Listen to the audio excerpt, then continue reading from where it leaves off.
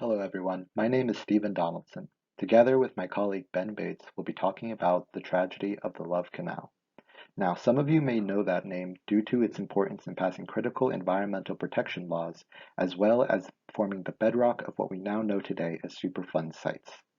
Together, we'll be discussing the events before, during, and after the tragedy, as well as discussing the ethical considerations that stemmed from it. So, what exactly is the Love Canal? Well, it started as a neighborhood and waterworks project in New York near Niagara Falls, but many know it today for its history as a failed development turned into a chemical dump that caused public health complications and horrible birth defects for local residents.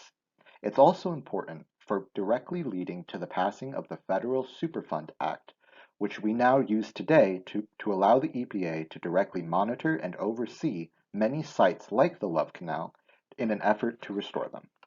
Before we discuss the tragedy that occurred at the Love Canal, let's go back to the beginnings of its history with what it was intended to become. Starting in the 1890s, there was the idea to create a fully pre-planned urban environment of households and stores in Niagara Falls, New York. This was appropriately named the Model City. There was also the idea to create a large canal that would connect Lake Ontario with Niagara Falls and provide a shipping lane and hydroelectric power to the local area, helping in developing it as well as bringing more prosperity to the local residents. With that idea of hydroelectric power came also the idea of large-scale industrial complexes and factories that would be powered by it. In 1894, the canal began to be built, as well as development occurring around its banks. However, it quickly fell into economic hardships due to the crashes of 1893 and 1907, and because of those, several investors pulled their funding from the project. It was officially cancelled in 1910 and was left essentially defunct and undeveloped. This canal would have been filled up with water as time went on and used as a recreational area for the local residents, as well as later a municipal trash dump for the city. It was purchased in 1947 by the Hooker Chemical Corporation, who filled it with dirt and began to use it as a landfill for disposing chemical byproducts and waste. Although there was a significant amount of precaution done in the form of liners built around the dump as well as a clay padding that was surrounding it, there was actually little oversight in the amount and type of chemicals that could be kept in this landfill, and because of that, it was grossly overused. By the end of the decade, Niagara Falls was experiencing a period of growth and prosperity. Wealth was increasing as well as the local population, and for this reason, two schools were required to be built by the school district. They inquired into the Hooker Chemical Corporation, who at the time owned the somewhat undeveloped land around the Love Canal dumping site. For the purpose of building new schools, they made an inquiry into buying it or using the land. With the higher amounts of development occurring in the area, the Hooker Chemical Company saw the dumping site as a liability that it would potentially cause problems for them in the future. They sold the land to the school board for $1 after filling it with dirt. And from this, they hoped to assume zero to no liability for anything that happened in the future. With the sale, the maintenance of the dumping site passed from the hands of a qualified corporation into the hands of the school board, for which they were rather not well prepared. Once the land was sold, two schools were planned and the rest was sold off to be used for housing development. The first signs of concern occurred during the construction of new developments when the barriers surrounding the dump site were inadvertently damaged, allowing the toxic waste being contained to start leaking into the surrounding areas. This was further exacerbated when the heavy rains caused the water table to rise, allowing the water to be contaminated further. While residents complained about discomfort, foul odors, and other alarming evidence, they suffered for almost 3 decades before public outcry grew enough to bring attention to the area. It was not until 1977 that the government got involved and a widespread study was done by the EPA, identifying contaminants in the forms of chlorides, hydrocarbons, other forms of byproducts, and even carcinogens within the soil and groundwater of the area. By this time, the area in question had already been developed into household basements and school districts, exposing residents greatly. According to the National Library of Medicine, locals who lived in the area and were exposed to these contaminants suffered from higher levels of birth defects in children and cancers. Thankfully, something was finally done in 1978 when public activism and national attention brought a spotlight onto the Love Canal. A full state of emergency was declared for the area, and this moment marked the first time emergency funds were used for something other than a natural disaster in American history. Action was swift to mitigate the damages already done, as efforts were made to direct the waste towards sewers and remove possible avenues of contaminations for the residents.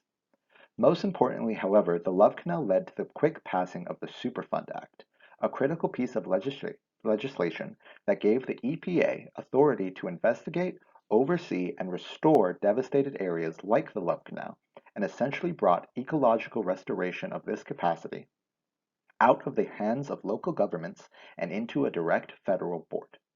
Today, there are numerous Superfund sites, as they are called, that the EPA is working to restore, but at the time, the Love Canal was placed on the highest priority. Through the use of the Superfund Act and vigorous efforts from the EPA and other agencies, the Love Canal was officially deemed restored in 2004. Now that we have some background about the Love Canal incident, I'm going to talk about the specific ethical issues involved. There are two primary areas of concern in this situation.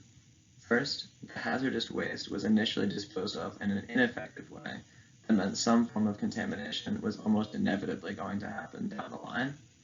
Second, the two major organizations involved, Hooker Chemical and the Love Canal School District, were unwilling to take responsibility for public health, allowing the situation to get much worse than it would have if they had acted on their knowledge of potential exposure risks earlier in the situation. During its years in operation, Hooker Chemical produced a large amount of chemical waste and as a result is ethically responsible for the safe disposal of those toxic substances. The problems at Love Canal were aggravated by later development of the land, but at best, very dangerous chemicals were going to enter the groundwater because of the ineffective storage methods used by Hooker Chemical. As can be seen in these images, significant amounts of chemical waste were able to escape their storage containers, not just small amounts of dangerous toxins, significant amounts of a wide variety of chemicals reached up to the surface and contaminated people's backyards and basements. In working with toxic substances, Hooker takes on a responsibility to ensure that those substances are properly disposed of so they do not get into nature or inhabited areas and cause harm. By putting them in insecure containers and covering them ineffectively, Hooker failed in this responsibility, and as a result is at least partially at fault for the future harm those chemicals caused. The larger and more complicated ethical concern comes from where responsibility to protect the public lies. Hooker sold the land to the Love Canal School District for $1, essentially giving it away. In doing so, they attempted to avoid any liability in the case of contamination, even signing an agreement saying that because they gave the land away, they are not liable for any future problems. On the other hand, the school district bought and developed the land, prepared to blame Hooker if anything did go wrong because they were the ones initially storing the chemicals. This was despite warnings from the company that the land may not be safe to use. Since neither party was willing to take a stand and protect people, many people were poisoned, and it was not until the state and federal governments got involved that the problem was actually addressed. Later, a number of lawsuits against Hooker and against the local government were filed for exactly this reason, asserting that both entities were negligent and cared more about avoiding blame than protecting people. Both entities felt that if anything went wrong, they would be able to blame the other and avoid problems instead of actually focusing on avoiding a big disaster in the first place. This situation can be summed up by considering a few key ethical questions. First, where does the responsibility lie? Since both the school district and Hooker knew about the danger to the public, they are both responsible for the problems that later occurred. Although neither is the only group at fault, both had the knowledge and the power to avert this contamination before it became a major health crisis. Second, can Hooker simply sign away accountability? No. If they are aware of an immediate danger to public health, and they need to take action to remedy it, even if they signed a document saying they are not legally responsible. Although this may protect them under the law, it does not remove their moral obligations. Lastly, when does a higher level government or authority need to respond? It is one of the government's fundamental purposes to protect people. So when many people raise concerns, the government needs to respond. In this case, the state and federal governments needed to respond when the citizens of Love Canal claimed that the local government was not effectively solving the problem and was failing in its duty to keep them safe. Thank you for listening to our presentation about the Love Canal disaster, and we are now happy to take questions.